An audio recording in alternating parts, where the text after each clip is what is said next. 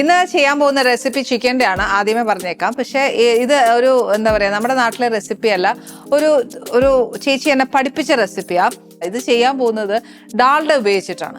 അപ്പോൾ ഇതെന്നാന്ന് വെച്ചാൽ ഒരു കണ്ടീഷനുണ്ട്. ഡാൽഡ ഉപയോഗിച്ചാൽ എന്നാന്നോ, ഡാൽഡ തണുക്കുമ്പോൾ ഉള്ള ഒരു അവസ്ഥ എന്നാന്ന് നമുക്ക് എല്ലാവർക്കും അറിയാം അല്ലേ. അപ്പം അതുകൊണ്ട് ഇത് ചൂടോടെ കഴിച്ചോണം. അപ്പം തന്നെ തണുത്ത് കഴിഞ്ഞാൽ ഇത് കട്ടയായി പോകും. അപ്പം അത് വരാനുള്ള ചാൻസ് വേണ്ട. അതാണ് ഇതിനകത്തുള്ള മെയിൻ സാധനം. പിന്നെ എന്നാന്ന് വെച്ചാൽ ഇതിനകത്ത് കുറച്ച് പഞ്ചസാര ഉപയോഗിക്കുന്നുണ്ട്. പിന്നെ ഇതിനകത്ത് വരുന്ന ഒരു വ്യത്യാസം എന്നാന്ന് വെച്ചാൽ ഈ കുറച്ച് കാര്യങ്ങൾ നമ്മൾ തൈര്, വെളുത്തുള്ളി ഇതൊക്കെ ഉണ്ടല്ലോ, ഇഞ്ചി, വെളുത്തുള്ളി അങ്ങനെയൊക്കെ നമ്മൾ പ്രത്യേകമല്ലേ ചേർക്കുന്നത്. പക്ഷേ ഇതിനകത്തൊരു കോമ്പിനേഷൻ പറയുന്നത് എന്നാന്ന് വെച്ചാൽ തൈരും വെളുത്തുള്ളിയും കൂടെ അരയ്ക്കുന്നുണ്ട്. അല്ലാതെ കുറച്ച് മസാല പ്രത്യേകം അരച്ചു വെച്ചിട്ടുണ്ട്. ഇതെല്ലാം ഞാൻ അരച്ചു വെച്ചേക്കുക. കാര്യം എന്താണെന്ന് വെച്ചാൽ നമുക്ക് സമയം ഇച്ചിരി കുറവല്ലേ, അന്നേരം പിന്നെ എല്ലാം കൂടെ നമുക്ക് പറയാനൊക്കാത്തതുകൊണ്ടും ചെയ്യാനുള്ള സമയം കുറവായതുകൊണ്ടും ഞാൻ അതങ്ങ് ചെയ്തു വെച്ചു. പക്ഷെ എന്നൊക്കെ ചെയ്തതെന്നുള്ളത് ഞാൻ പറഞ്ഞുതരാം. ഫസ്റ്റ് എന്നാന്ന് വെച്ചാൽ ഇൻഗ്രീഡിയൻസ് ആദ്യം എന്നാന്ന് പറയുന്നത് ഒരുപാട് നമ്മൾ പറഞ്ഞു കഴിയുമ്പോഴത്തേനും മൊത്തം അങ്ങ് കൺഫ്യൂഷൻ ആവും. ഇത് പക്ഷേ നമ്മുടെ വീട്ടിൽ ഉള്ള സാധനം വെച്ച് തന്നെയാണ് ചെയ്യുന്നത്. പഞ്ചാബി ചിക്കൻ എന്നാണ് ഇതിൻ്റെ പേര്. പക്ഷെ എന്നാലും പുതിയതായിട്ട് ഇപ്പം നമ്മളൊരു റെസിപ്പി ചെയ്തില്ലേ, അഗ്രി മസാല എന്നൊക്കെ പറഞ്ഞ് നമ്മൾ സ്റ്റോറിൽ നിന്ന് മേടിക്കണം എന്ന് ഞാൻ പറഞ്ഞു. പക്ഷെ അതിനെ പോലെ അല്ല, ഇത് കുറേ ഒരു വ്യത്യാസമുണ്ട്. നമ്മുടെ വീട്ടിലുള്ള സാധനം. പിന്നെ ഈ പറഞ്ഞ പോലെ ഡാൽഡ എല്ലാവരുടെയും വീട്ടിൽ ചിലപ്പോൾ കാണത്തില്ല, മിക്കവരുടെ വീട്ടിലും ഉണ്ട്. ഇല്ലെന്നുണ്ടെങ്കിൽ നമുക്ക് സൺഫ്ലവർ ഒഴിക്കാം. നെയ്യും കൂടെ 50-50 1:1 എന്നുള്ള കോംബോയിൽ നമുക്കത് ഉപയോഗിക്കാം. പക്ഷെ ഇവിടെ ഇപ്പം ഞാൻ ഡാൽഡ ഉപയോഗിച്ച് കാണിച്ചു തരാം.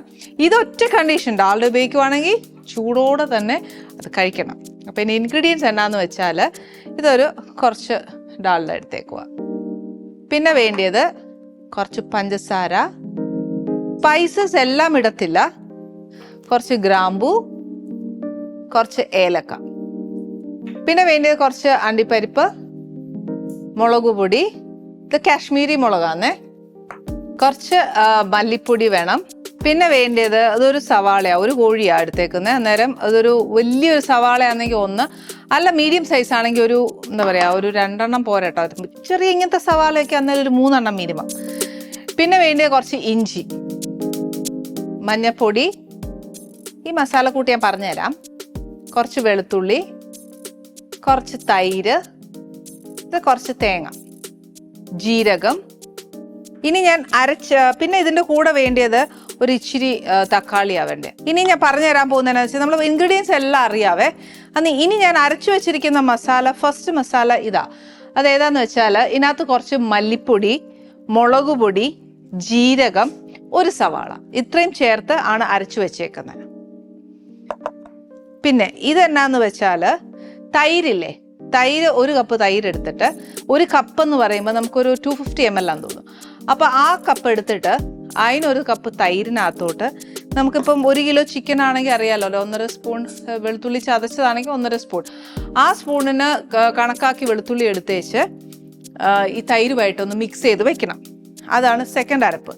ആൻഡ് തേർഡ് അരപ്പ് ഇത് കുറച്ച് തേങ്ങയും അണ്ടിപ്പരിപ്പും കൂടെ അരച്ചതാണ്. അപ്പം ഇത്രയും നമുക്ക് സാധനങ്ങൾ നമ്മുടെ കറി ഉണ്ടാക്കാനായിട്ട് വേണം. പിന്നെ ആന്നേൽ ഇതൊക്കെ അരച്ച് വെക്കുവാന്നേൽ കുറച്ച് എളുപ്പമാണ്. ഈ ഒരു ഞാൻ ചോദിക്കുകയും ചെയ്തു, ഇതന്നെ ഇങ്ങനെ പ്രത്യേകം അരയ്ക്കേണ്ട കാര്യമില്ലല്ലോ, നമ്മൾ ചേർക്കുമ്പോൾ അങ്ങ് ചേർത്താൽ പോരെയെന്ന്. അപ്പോൾ പുള്ളിക്കാരത്തി പറയുന്നത് അങ്ങനെയല്ല, നമ്മൾ ചെയ്യുമ്പോഴത്തേന് അതിൻ്റെതായ ഒരു രീതിയുണ്ട്, എന്നാലേ അതിൻ്റെ ആ ഒരു കറക്റ്റ് ടേസ്റ്റ് വരും. പക്ഷേ സാധനങ്ങളെല്ലാം ഒരുപോലെ ആയിരിക്കാം. ഈ പറഞ്ഞ പോലെ ചേർക്കുമ്പോൾ എല്ലാം ഒരു പാത്രത്തിലോട്ടല്ലേ പോകുന്നേ എന്ന ചോദ്യം ഞാൻ ചോദിച്ച പോലെ തന്നെ പുള്ളിക്കാരത്തിയും പറഞ്ഞു. പക്ഷെ അങ്ങനെ അല്ലടോ, അതിനൊരു ടേസ്റ്റിന് തന്നെ ഒരു വ്യത്യാസം വരുമെന്നാണ് പുള്ളിക്കാരത്തി അവകാശപ്പെടുന്നത്. ഇപ്പം ഞാനിത് വീട്ടിലുണ്ടാക്കിയായിരുന്നു, പക്ഷെ അതിനൊരു വ്യത്യാസം ഉണ്ട് കേട്ടോ, ഒരു ചെറിയ ഡിഫറൻസ് ഉണ്ട്. നമ്മൾ ഈ ഡാൽഡയൊക്കെ വെച്ച് ആദ്യമായിട്ടല്ലേ ചെയ്യുന്നത്, അപ്പോൾ അതിൻ്റേതായ ഒരു വ്യത്യാസം അതിനുണ്ട്, ഇല്ലെന്ന് ഞാൻ പറയുന്നില്ല. പിന്നെ അന്നേരം നമ്മൾ ചിക്കൻ കറിയിൽ സാധാരണഗതിയിൽ പുഡിങ്ങൊക്കെ ഉണ്ടാക്കുമ്പോഴാണ് നമ്മൾ പഞ്ചസാരയൊക്കെ കാരമലൈസ് ആവുന്നത്. പക്ഷെ പുള്ളിക്കാരത്തി പറയുന്നത് എന്നാന്നോ, ഈ ഡാൽഡ ഇതിനകത്തോട്ട് ഇട്ടേച്ച് ചീനച്ചട്ടിയിൽ ഇട്ടിട്ട് 1 സ്പൂൺ പഞ്ചസാരയും കൂടി ഇട്ടിട്ട് ഒന്ന് കാരമലൈസ് ചെയ്യണം. ഞാനിതെല്ലാം ചെയ്തു കേട്ടോ. ചെയ്തപ്പോൾ സംഭവം നല്ല ഒരു വ്യത്യാസമായിട്ടുള്ള ഒരു ചിക്കൻ കറിയാണ്. ഇതൊരു പഞ്ചാബി സ്റ്റൈലാണ്. നോർത്തിലോട്ട് പോകുമ്പം പഞ്ചാബി ദാബ സ്റ്റൈൽ ചിക്കനൊക്കെ കഴിക്കാൻ ഭയങ്കര ടേസ്റ്റാണ് ഉള്ള സത്യം പറയാം. ഇതിന് എപ്പോഴും ഞാൻ പറയാം, ഒരൊറ്റ കണ്ടീഷനെ പുള്ളിക്കാരത്തി പറയുന്നുള്ളൂ, ഇത് ചൂടോടെ കഴിക്കണം, ഇല്ലെങ്കിൽ ഡാൽഡ കട്ടിയായി കഴിഞ്ഞാൽ അതിനകത്തൊരു കട്ടി പിടിച്ച ഒരു എഫക്റ്റ് വരികയല്ലേ, അത് വരാതിരിക്കാൻ വേണ്ടിയിട്ടാണ്. ഇനി എണ്ണ നല്ലതായിട്ടൊന്ന് ഒഴിയതിന് ശേഷം 1 ടീസ്പൂൺ, അതിപ്പോൾ ഞാൻ ടീസ്പൂൺ കണക്കല്ല, പഞ്ചസാര എൻ്റെ ഒരു കണക്കിന് 1 ടീസ്പൂൺ കണക്കിനുള്ളത് ഞാൻ എൻ്റെ കൈക്ക് ഇടുക. എൻ്റെ എണ്ണ നല്ലോണം ഉരുകി ഇനി 1 ടീസ്പൂൺ കണക്കായിട്ടുള്ള പഞ്ചസാര. ഇതിൻ്റെ കൂട്ടത്തിൽ നമുക്ക് ഈ ഗ്രാമ്പു ഒരു 3-4 എണ്ണം, ഒരു ഏലക്ക ഒരു 3-4.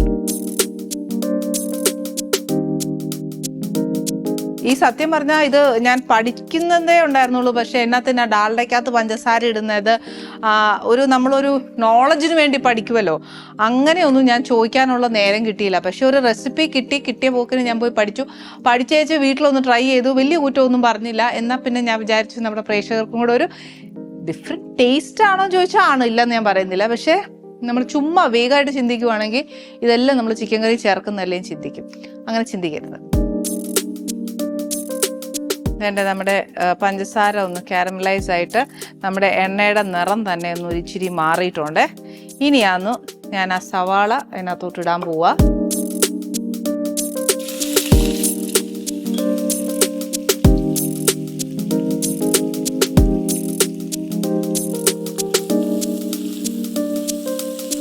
ഈ പഞ്ചസാര ആദ്യം ഇട്ടുകൊണ്ടുണ്ടല്ലോ, ഈ ഉള്ളി ഒന്ന് ഇച്ചിരി കാരമലൈസ് ആവും, അതായത് പെട്ടെന്നൊന്ന് മുരിഞ്ഞു കിട്ടും. അപ്പം ശ്രദ്ധിക്കേണ്ട എന്നാന്ന് വെച്ചാൽ ആ മുരിവ് ചിലപ്പം ഉള്ളി വെന്തിട്ടാവുകയല്ല, ആ ഒരു നിറം പിടിക്കുന്ന ഉള്ളിയിലോട്ട്. അന്നേരം അതൊന്ന് ശ്രദ്ധിച്ചാൽ മതി. ഇനി ഇത് കഴിയുമ്പോഴത്തേനാണ് നമുക്ക് കുറച്ച് ഇഞ്ചി ഇടണം. ഈ പറഞ്ഞ പോലെ 1 കിലോ ചിക്കൻ ആണെങ്കിൽ ഒരു 1.5 ടീസ്പൂൺ ഇഞ്ചിയാണ് ഇടാൻ പോകുന്നത്. പക്ഷെ അതും ഞാൻ ഈ പറഞ്ഞ പോലെ അരിഞ്ഞു വെച്ചേക്കുന്നതുകൊണ്ട് എൻ്റെ ഒരു കൈവാക്കിനങ്ങ് ഞാൻ ഇടുവാണേ.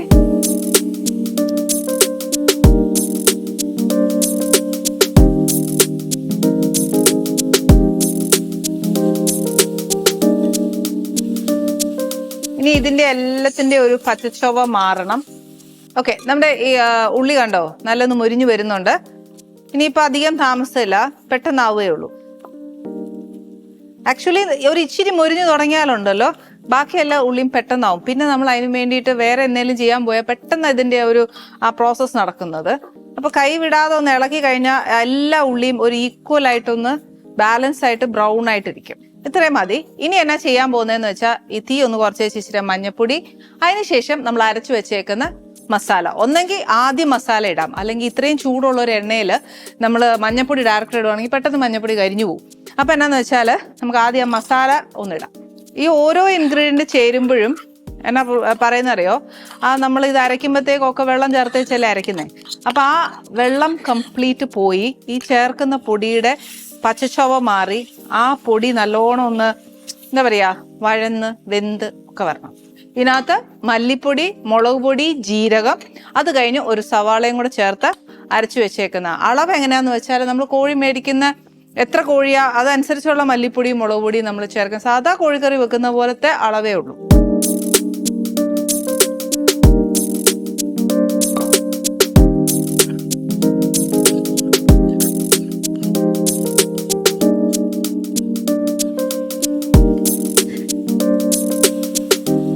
ഇനി ഇതിന്റെ എണ്ണ ഒന്ന് തെളിഞ്ഞു കഴിഞ്ഞാൽ നമുക്ക് അടുത്തത് ചേർക്കാവേ. നെക്സ്റ്റ് ആണ് ഞാൻ പറഞ്ഞത് നമുക്ക് മഞ്ഞപ്പൊടി ചേർക്കാന്ന്. ഇപ്പൊ ഈ അരപ്പിന്റെ കൂട്ടത്തിൽ തന്നെ ഞാൻ ആ മഞ്ഞപ്പൊടിയും കൂടെ ചേർക്കുക. കാര്യം എന്താന്ന് വെച്ചാൽ നേരത്തെ ചേർക്കാന്ന് അറിയാലോ, അതിന്റെ ഒരു പെട്ടെന്ന് അങ്ങ് പുകഞ്ഞു പോകും. ഒരു 1/4 ടീസ്പൂണാണേ. ഈ അരപ്പിന്റെ കംപ്ലീറ്റ് എണ്ണമയം വെളിയിൽ വന്നു കഴിഞ്ഞാൽ ഞാൻ പറഞ്ഞില്ലേ ചോട് കട്ടിയുള്ള ഒരു പാത്രം അന്നേല് നമ്മൾ ചേർക്കുന്നൊക്കെ പടപടപടാ ആവും. അന്നേരത്തെ എന്തേണ്ട ഇപ്പൊ തന്നെ എണ്ണ അങ്ങ് തെളിഞ്ഞു. വേണമെങ്കിൽ ഒരു ഇച്ചിരി എന്താ പറയാ വെള്ളവും കൂടെ ഒഴിച്ചേച്ച എണ്ണയൊന്ന് തെളിയിക്കാം, കുഴപ്പമില്ല. അപ്പൊ എന്താ പറയാ നമുക്കൊരു സാറ്റിസ്ഫാക്ഷൻ, ചേർത്ത് അരപ്പൊന്ന് വെന്തല്ലോ എന്നുള്ളൊരു. ഈ കറി ശരിക്കും പറഞ്ഞാൽ ഭയങ്കര നമ്മൾ ചിക്കൻ കറി വെക്കുന്ന പോലെ ഭയങ്കര ബ്രൗൺ കളർ അങ്ങനെ ആവത്തില്ല. ഇതൊരു എന്താ പറയാ ഒരു ബട്ടർ ചിക്കൻ ലെവല് അങ്ങനത്തെ ഒരു കറി, ആ ഒരു കളറില്ലേ അങ്ങനെ വരുള്ളൂ. ഇനിയിപ്പോൾ അഥവാ നമ്മൾ ഒരുപാട് മൂപ്പിക്കുകയാണ് അരപ്പൊക്കെ, ചിലപ്പം കളർ ചേഞ്ച് ചെയ്യാം.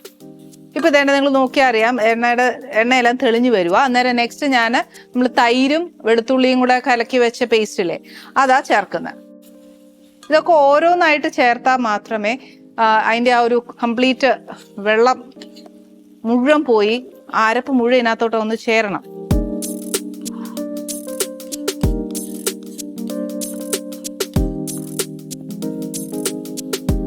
തൈരും വെളുത്തുള്ളിയും നമ്മൾ ചേർക്കുമ്പം ഈ പറഞ്ഞ പോലെ ബബിൾസ് വരുമ്പോൾ സൂക്ഷിക്കുക, മൂത്തോട്ട് വരാൻ ചാൻസ് ഉണ്ട്. അതിൻ്റെ വെള്ളം പറ്റുന്നിടം വരെ നമ്മൾ ഹൈ ഫ്ലെയിമേ വെക്കുകയാണെങ്കിൽ ഒന്ന് ശ്രദ്ധിച്ച് വെക്കുക. അതല്ല ദൂരെ നിന്നുകൊണ്ട് ഇങ്ങനെ കിളക്കാൻ പറ്റുവാണെങ്കിൽ അങ്ങനെ ചെയ്യാം. ഇതിൻ്റെ വെള്ളം മുഴുവൻ പറ്റിയേച്ച് നമ്മൾ ചേർത്തേക്കുന്ന ഡാൽഡ കംപ്ലീറ്റ് തെളിഞ്ഞു വരണം. അങ്ങനെ ഓരോ ഇൻഗ്രീഡിയൻസിനും അതിൻ്റെ ആ ഒരു പച്ചച്ചൊവ മാറ്റി മാറ്റി തന്നെ നമ്മൾ എടുത്തേ വെക്കത്തുള്ളൂ. കണ്ടോ, ഇതൊക്കെ പെട്ടെന്ന് അതിൻ്റെ എണ്ണ തെളിയുന്നത് കണ്ടോ. ഇതിൻ്റെ എണ്ണ തെളിഞ്ഞതിന് ശേഷം, അതായത് ഈ ബബിൾസ് ഒന്ന് കുറഞ്ഞതിന് ശേഷമാണ് നെക്സ്റ്റ് നമുക്ക് തക്കാളി ചേർക്കാനുള്ളത്. പക്ഷേ തക്കാളി ചേർക്കുമ്പോഴും ഈ തക്കാളിക്കകത്തും ഉണ്ട് വെള്ളമയം. അന്നേരം ആ വെള്ളമയവും പോയിട്ട് ഈ അരപ്പിനകത്തോട്ട് ഇങ്ങനെ കിടന്ന് ഇങ്ങനെ മാഷ് ആവണം. ഇപ്പം ഞാൻ ഉള്ളി ഒരുപാട് മൂക്കുന്നതുകൊണ്ടുള്ളൊരു ഗുണം ഞാൻ പറഞ്ഞു തന്നതിൻ്റെ ഒരു പ്ലസ് പോയിന്റ് ആയി ഈ ഒരു ഗ്രേവി കാണുമ്പോൾ തന്നെ നമുക്കറിയാം. കണ്ടോ, അതിങ്ങനെ ഓരോന്ന് ചേരുമ്പോഴും ആ ഒരു തിക്ക് ഗ്രേവി ആയി മാറും ചിക്കൻ കറിയുടെ. മറ്റത് ആ തിക്ക് ഗ്രേവി ആവുന്നില്ല എന്നുള്ളൊരു ടെൻഷൻ മിക്ക പേരും പറയാറുണ്ട്. ഒറ്റ സൊല്യൂഷനേ ഉള്ളൂ, നമ്മൾ ആദ്യം ഉള്ളി വഴറ്റാൻ നേരം കുറച്ച് നല്ലതായിട്ടൊന്ന് മൊരിച്ചോ, ഒരു കുഴപ്പമില്ല, കരിയരുതെന്നേ ഉള്ളൂ. എൻ്റെ എണ്ണയൊക്കെ നല്ലതായിട്ട് തെളിഞ്ഞു വരുന്നതുണ്ടോ. ഇത് എണ്ണ തെളിയുന്നത് എപ്പോഴും വെള്ളം പറ്റുമ്പോഴാണ്. ഇപ്പൊ ചേർത്തല്ല ഉള്ളൂ, എനിക്ക് ഒരു ഇച്ചിരി കൂടെ ഒന്ന് ആയിക്കോട്ടെ എന്നുവെച്ചാൽ ആ ഒരു പച്ചമണം ഇപ്പൊ ഉണ്ട്. അപ്പൊ അത് കഴിഞ്ഞേച്ച് ഞാൻ അടുത്ത് ചേർക്കുന്നുള്ളൂ. ഞാൻ ഉപ്പ് ഇതുവരെ ചേർത്തിട്ടില്ല. ഇങ്ങനത്തെ കറിയൊക്കെ വെക്കുമ്പോൾ ശരിക്കും നമ്മൾ ഇഞ്ചിയും വെളുത്തുള്ളിയും വെളിയിൽ നിന്ന് മേടിക്കുന്ന ആ പേസ്റ്റ് വേണ്ട കേട്ടോ. നമ്മുടെ വീട്ടിൽ തന്നെ നമ്മൾ ഇതേപോലെ അരച്ചും ചതച്ചും ഒക്കെ എടുക്കുന്നത് തന്നെയാണ് ടേസ്റ്റ്. കാര്യം മറ്റേത് ചേർക്കുന്നതുകൊണ്ട് ഞാൻ കുറ്റമൊന്നും ഒരിക്കലും പറയത്തില്ല. കാര്യം അത് ചീത്തയാണെന്നൊരിക്കുമ്പോൾ അല്ലേ, ചിലപ്പോൾ നമ്മുടെ അളവ് തെറ്റിപ്പോയാൽ നമ്മുടെ കുഴപ്പം കൊണ്ട് അളവ് തെറ്റിപ്പോയി എനിക്ക് പറ്റിയിട്ടുണ്ട്. അതുകൊണ്ട് ഞാൻ പറയുക, അളവ് തെറ്റി പോവുകയെന്നേൽ അതിൻ്റെ രുചിക്ക് ഒരു ഏറ്റക്കുറച്ചിൽ വരും. അതുകൊണ്ട് പറഞ്ഞതേ ഉള്ളൂ. പക്ഷേ ചിലപ്പോൾ എക്സ്പേർട്ട് ആയിട്ടുള്ള ഒരുപാട് പേരുണ്ട്, അവർക്കത് ചെയ്യാട്ടോ. വേണ്ടേ, എണ്ണ നല്ലോണം തെളിഞ്ഞു. ഇനി ഞാൻ ഇതിനകത്തോട്ട് നമ്മുടെ തക്കാളി ചേർക്കാൻ പോവാം. ഇതൊരു 2 വലിയ തക്കാളി ഉണ്ടാവും. ഇതെല്ലാം കുഞ്ഞായിട്ട് അരിയുന്ന എന്നാന്നോ പെട്ടെന്ന് വഴന്ന് കിട്ടും. ഇനി ഇതും നല്ലതായിട്ടൊന്ന് വഴന്ന് ആ അരപ്പുമായിട്ട് ഒന്ന് ചേരണം, തക്കാളിയായിട്ട് കാണരുത്. അതിനുള്ളൊരു ക്ഷമ ഈ കറി ഉണ്ടാക്കുമ്പോഴത്തേന് നമുക്ക് വേണം. ഇനി ഇതൊരു ചൂട് കട്ടിയുള്ള പാത്രമാണോ, അല്ലെങ്കിൽ ഈ പറഞ്ഞ പോലെ ഒരു ചീനച്ചട്ടിയോ അല്ലെങ്കിൽ നമ്മുടെ വീട്ടിലുള്ള പാനോ ഇങ്ങനത്തെ കാര്യങ്ങളൊക്കെ വെച്ച് ചെയ്യുവാണെങ്കിൽ ദൈവാനുഗ്രഹിച്ച് ഇങ്ങനത്തെ പാത്രത്തിലൊന്നും ഇത് അടി പിടിക്കുന്നില്ല. ഇനി പിടിക്കുന്ന എപ്പോഴാണെന്നറിയാമോ, നമ്മൾ അണ്ടിപ്പരിപ്പും തേങ്ങായും ചേർക്കുമ്പോഴേ അത് പിടിക്കുന്നത്. എന്നാലും വേണ്ടിയല്ല, ഇടയ്ക്കിടയ്ക്ക് ഇങ്ങനെ നമുക്ക് ഇളക്കി നോക്കുമ്പോൾ അറിയാമല്ലോ അത് അടി പിടിക്കുന്നുണ്ടോ ഇല്ലയോ എന്ന്. അങ്ങനെ തോന്നിയാൽ ഇച്ചിരി വെള്ളം ഒഴിച്ച് ആ അടി പിടിക്കുന്ന സ്ഥാനത്തെ ഒന്ന് ഇളക്കി വിട്ട് വേണം നമ്മൾ ഈ കറി ചെയ്യാനായിട്ട്. ഈ തക്കാളിയുടെ വെള്ളം ഇറങ്ങുമ്പോഴത്തേനുണ്ടല്ലോ നേരത്തെ ചേർത്തിരിക്കുന്ന ആ സ്പൈസസിൻ്റെയും അതിൻ്റെ എല്ലാം ഒരു റോ ടേസ്റ്റ് ഉണ്ടെങ്കിൽ അതും എല്ലാം ഒന്ന് മാറിക്കിട്ടും. ഇപ്പം നമ്മൾ ആ ചേർത്തേക്കുന്ന ആ തൈരും വെളുത്തുള്ളിയും കൂടെ അരച്ച് വെച്ചത് അരപ്പ് ആയി. എന്നിട്ട് ആ ബബിൾസ് എല്ലാം പോയിട്ട് ആ എണ്ണ അങ്ങ് നല്ലോണം തെളിഞ്ഞു വന്നേക്കുക. ഇനി ഞാൻ ചേർക്കാൻ പോകുന്നതാ നമ്മുടെ അണ്ടിപ്പരിപ്പും തേങ്ങായും കൂടെ അരച്ചു വെച്ചേക്കുന്നില്ലേ, അത് നെക്സ്റ്റ് ചേർക്കാൻ പോകും. അതും ഇതേപോലെ ഈ പറഞ്ഞ പോലെ തന്നെ ഇതിൻ്റെ വാട്ടർ കണ്ടന്റ് കംപ്ലീറ്റ് പോകണം. അല്ലെങ്കിൽ ഇതിനൊക്കെ ഒരു പച്ചച്ചോവ് വരുവേ.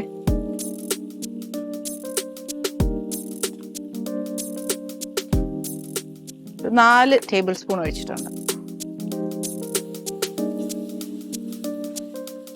ഇതിൻ്റെയും കൂടെ എണ്ണ ഒന്ന് തെളിഞ്ഞു കഴിഞ്ഞാൽ നമുക്ക് ചിക്കൻ ചേർക്കാം. ഇത് ചേർത്ത് കഴിഞ്ഞാൽ ഡെഫിനറ്റ് ആയിട്ടും അടി പിടിക്കും, എപ്പോഴും ശ്രദ്ധിച്ചോണം. ഇനി തീ ഒന്ന് ഇച്ചിരി കുറച്ച് വെച്ചേച്ച് ഇതുവരെ നമ്മൾ ഉപ്പിട്ടില്ല, അപ്പം ഞാനൊരു ഇച്ചിരി ഉപ്പിടാൻ പോവാ. അണ്ടിപ്പരിപ്പും തേങ്ങയും കൂടെ ഉള്ള കൂട്ട് അരച്ച് ചേർത്ത് കഴിഞ്ഞ് കഴിഞ്ഞാൽ എവിടെ എണ്ണ എടുക്കാൻ പോയാലും തീ കുറച്ചേ പോവുള്ളൂ.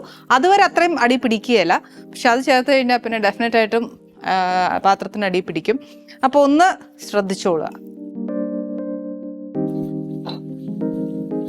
ഇപ്പം നേരത്തെ നമ്മൾ ആ തക്കാളിയൊക്കെ ചേർത്തില്ലേ, ഇപ്പം നോക്കിയാൽ നമ്മൾ വയറ്റി ആ തക്കാളി ഓൾമോസ്റ്റ് അങ്ങ് അലിഞ്ഞ് ആ ഒരു ഗ്രേവി ആയിട്ട് ചേർന്നു. എന്നിട്ട് നമ്മുടെ ഗ്രേവിയുടെ ഇത് നോക്കൂ, ആ നല്ലൊരു കുറുക്കിയ ഒരു ഗ്രേവി ആയി മാറിയില്ലേ.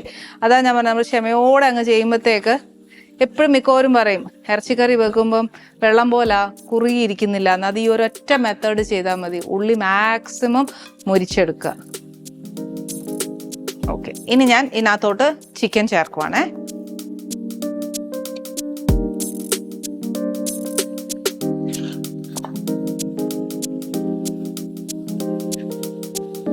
നമുക്ക് ശരിക്കും ക്ഷമയുണ്ടെങ്കിൽ ഉണ്ടല്ലോ ക്ഷമയോടുകൂടി തീ കുറച്ച് വെച്ച് അതിൻ്റെ കൂടെ നിന്ന് ചിക്കനിൽ നിന്ന് ഊറുന്ന വെള്ളം മാത്രം വെച്ച് ചിക്കൻ വേവിക്കുവാന്നുണ്ടെങ്കിൽ ഭയങ്കര നല്ലതാണ്. അത് ഈ ചിക്കൻ എന്നല്ല, ഏതൊരു മീറ്റും അതിൽ നിന്ന് ഊറുന്ന വെള്ളം വെച്ച് വേണം ചിക്കൻ വേവാനുള്ളതെന്ന് പറയും. എന്നാലും അതിൻ്റെ സ്വാദ് വരുന്നത്. നമ്മൾ പച്ചവെള്ളം ഒഴിക്കുമ്പോഴത്തേക്ക് ഒരു പച്ചവെള്ളത്തിൻ്റെ ചുവ വരുന്ന പറയുന്നത് ആ ഹോൾ കറിക്ക്. പരപ്പെല്ലാം നല്ലോണം നമ്മുടെ ചിക്കനിൽ പുരട്ടി ഇനി എന്നാ ചെയ്യുന്നതെന്ന് വെച്ചാൽ ഈ ചെറു ചൂടുവെള്ളം ഞാൻ ഇതിനകത്തോട്ട് ഒഴിക്കുക.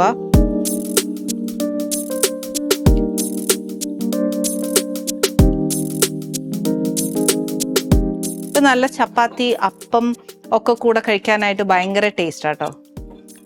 പിള്ളേർക്കൊക്കെ ആണെങ്കിലും ഭയങ്കര ഇഷ്ടപ്പെടും. ഒരു എന്താ പറയുക, ബട്ടർ ചിക്കൻ ആണോ എന്ന് ചോദിച്ചാൽ അതിൻ്റെ ഒരു ഫാമിലിയിലൊക്കെ പെടാം. പക്ഷെ എന്നാലും നമ്മൾ ഉണ്ടാക്കുന്ന രീതിയിലൊരു വ്യത്യാസമല്ലേ.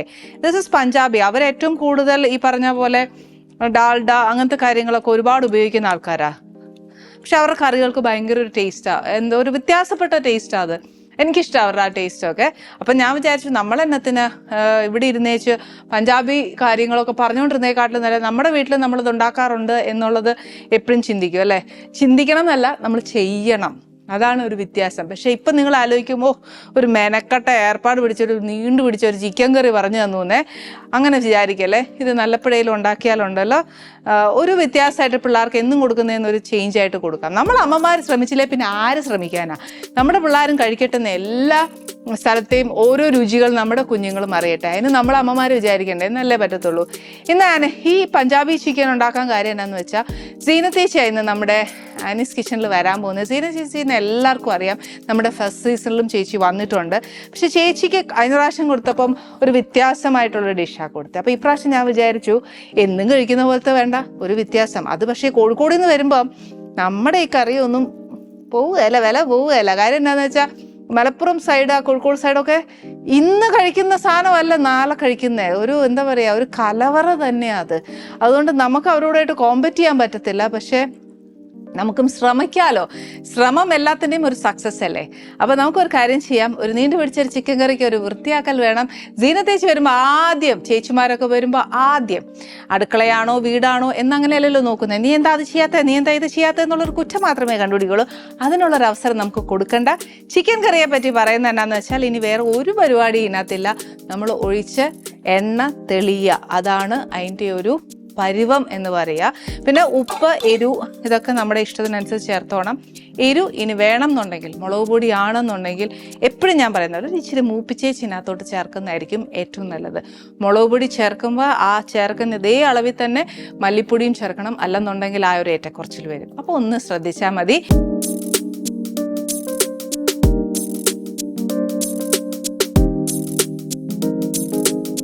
Annie's Kitchen. Let's cook with love.